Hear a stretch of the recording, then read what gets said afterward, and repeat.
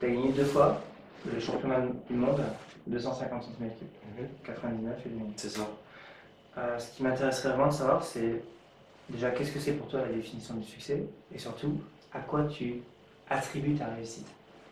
Je l'attribue du travail. Voilà. Quoi qu'il en soit, quoi qu'il arrive, une passion naissante de la moto. Puisqu'à la base, je l'ai fait juste parce que j'étais passionné. Et à partir du moment où j'ai vu j'avais des aptitudes et surtout que ça me plaisait énormément, bah, évidemment, je l'ai approfondi et, jusqu'à faire plusieurs titres de champion de France et à arriver à un moment sur un titre de champion du monde. Ça se construit, je pense, comme finalement des chefs d'entreprise, comme à un moment donné de la rigueur. Alors, c'est marrant puisque en même temps je fais des formations là-dessus, où j'essaye justement de retransmettre ce que moi j'ai vécu pour y arriver. Les gens ont toujours l'impression que c'est infaisable. Alors c'est très difficile évidemment, ça tombe pas du ciel. Mais le succès c'est uniquement, alors on va dire, une petite part de chance, mais une énorme part de travail. Tu as eu une part de chance? Bien sûr.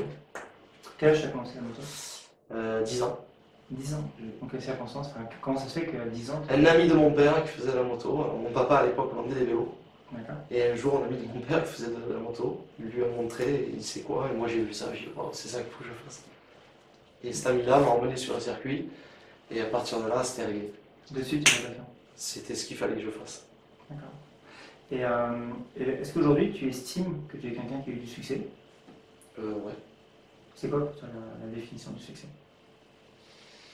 C'est hyper vaste la question que tu me poses. Comment définir le succès? Moi, je n'étais pas à la recherche du succès, attention, qu'on soit clair. Et je pense que de toute manière, toute réussite n'est pas due au fait que tu as envie d'avoir du succès.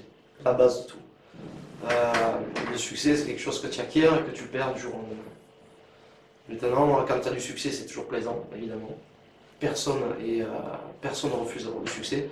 Mais le résultat en fait, que j'ai eu en moto était juste dû au fait que j'avais une envie forte d'y arriver, d'avoir un titre de champion du monde, parce que c'était plus fort que tout.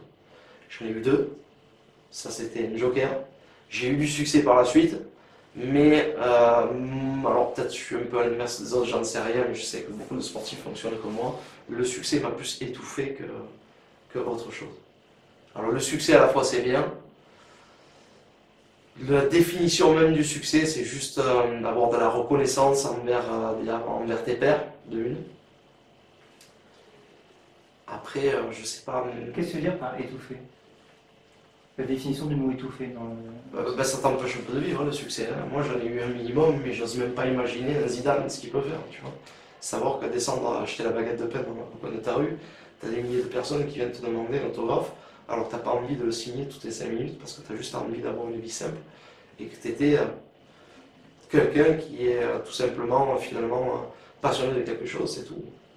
Mais après, je respecte aussi toutes les personnes qui adulent et qui pensent que d'avoir du succès, c'est quelque chose d'extraordinaire. Je crache pas dessus parce que j'en ai eu, mais je n'étais pas à la recherche de ça et je suis convaincu que la plupart des sportifs de haut niveau qui réussissent dans ce qu'ils font ne sont pas à la recherche du succès. Après, la définition du succès en elle-même, je suis finalement incapable de la donner. Qu'est-ce qu'on ressent lorsque tu t'apprêtes à faire une course, tu sais que c'est la finale, que c'est cette course qui va t'amener ou non au titre de champion du monde, la première j'entends. Qu'est-ce que tu ressens quelques minutes avant la course? De la pression, je ne vais pas te dire le contraire. Après, tu as la bonne pression, la mauvaise pression. Maintenant, encore une fois, ça se construit. C'est pas arrivé à un moment où tu as la pression alors que tu l'as jamais eu, puisque ça fait déjà des années que tu l'as. Dans la mesure où tu fais du sport et du résultat, tu as de la pression. Après, tu te fixes des objectifs qui sont à la hauteur de tes espérances finalement. Mais la pression, on apprend à la gérer.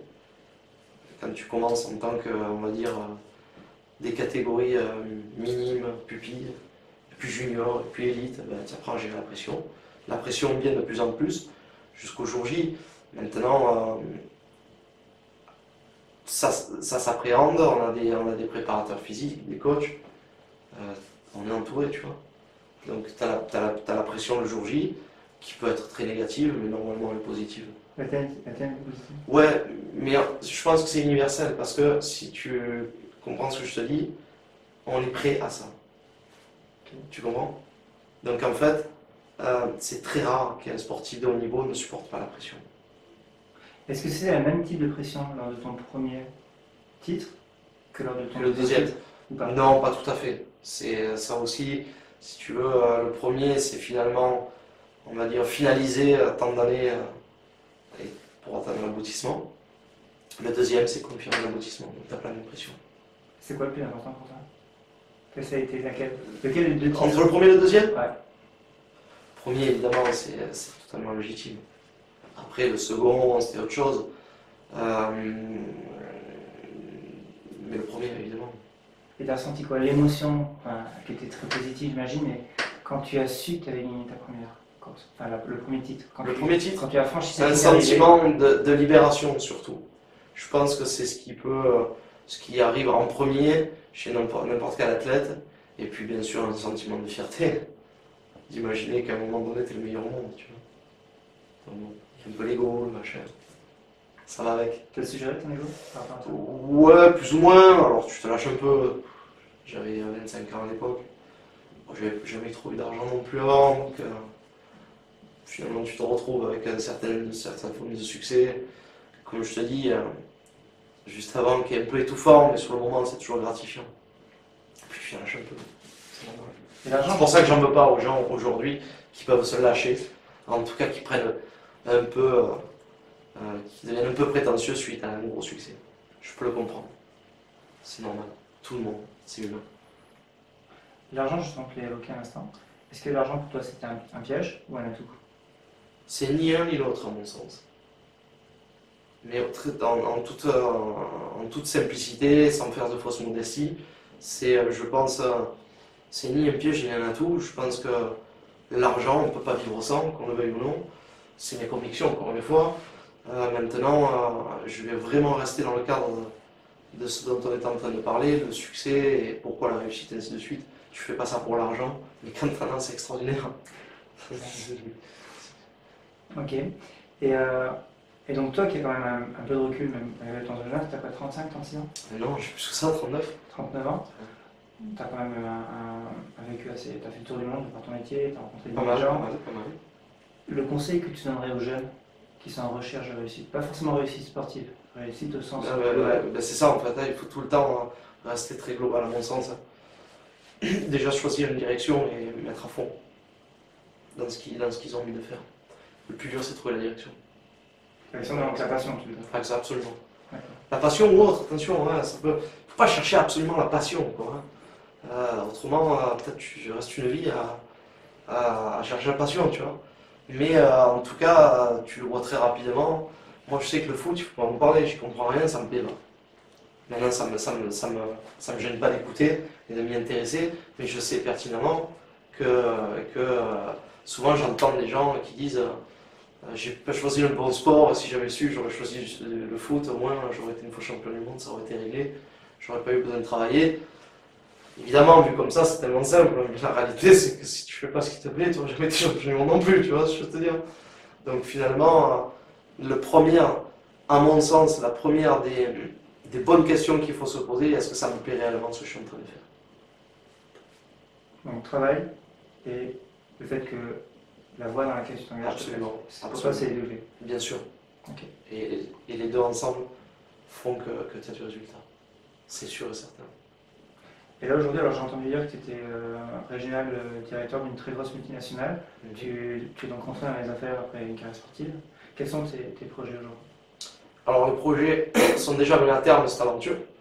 En l'occurrence, je n'ai pas encore atteint mes objectifs personnels souhaités, donc je vais aller au bout de ça. C'est quelque chose que j'ai appris dans le sport hein, déjà, que tu peux très rapidement des échecs en faire des automatismes. Et quand j'entreprends quelque chose, j'essaie de ne pas lâcher l'affaire tant que j'ai pas... Tu peux très rapidement faire de tes échecs des Ouais, automatismes, c'est-à-dire quoi? En fait, c'est très simple. Les gens, on est tous humains, on s'habitue à l'échec. Okay. Si tu t'habitues une fois à l'échec, tu sais très bien que tu t'en remets. Donc 2 fois, 3 fois, 4 fois, 5 fois. après c'est réglé, et tu en fais l'habitude. Donc finalement, ça marche pas, bon, mais c'est pas grave, je fais ça. Ça marche pas, c'est pas grave, je fais ça.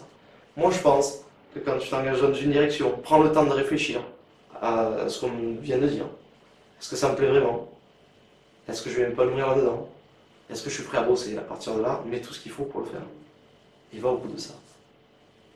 Je cherche pas à faire quelque chose de plus simple. C'est quelque chose que j'ai appris réellement dans le sport. Où c'est vrai qu'avec un peu un ego, un peu, pas démesuré, mais quand tu es sportif, il faut avoir un peu d'ego, un peu de fierté. Ben, tu as toujours l'impression que c'est pas ta faute, c'est la faute des autres. Jusqu'au jour où tu t'aperçois que peut-être de se remettre en question, c'est bien, et de rester dans la même direction, c'est encore mieux. Tu vois. Donc là, avec les projets pour le professionnel, ça va être de mener à bien cette aventure avec cette entreprise. Alors, donc là, tu es vraiment focalisé sur... Absolument. D'accord. Absolument. Okay. Merci Frédéric Gollet. Merci beaucoup. Je te souhaite beaucoup de chance et beaucoup de bonheur. Merci à toi. Et puis merci d'avoir accepté. Je te remercie.